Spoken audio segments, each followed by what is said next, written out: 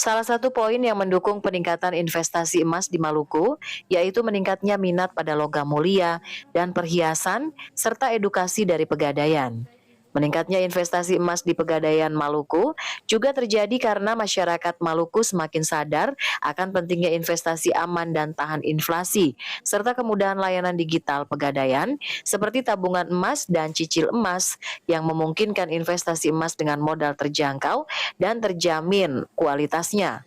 Deputi Bisnis PT Pegadaian Area Maluku, Fahrul Rozi mengatakan, minat masyarakat di Maluku untuk berinvestasi emas tahun ini semakin tinggi.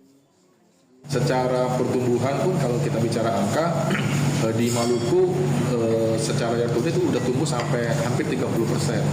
Jadi kami itu ada pinjaman yang disalurkan ke masyarakat itu dari tahun kemarin ke tahun ini itu udah tumbuh secara 30%. Jadi bisa dibilang masih bagus nih, masih bagus kebutuhan dana dari masyarakat ke Pegadaian karena kan kami menyediakan pinjaman berbasis agunan kan, harus ada agunan.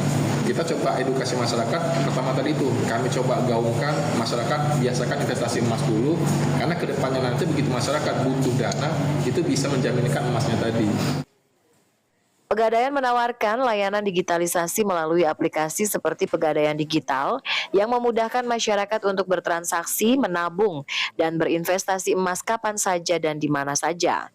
Produk tabungan emas atau program tabungan emas memungkinkan nasabah untuk mulai berinvestasi emas dengan dana kecil, bahkan mulai dari Rp50.000.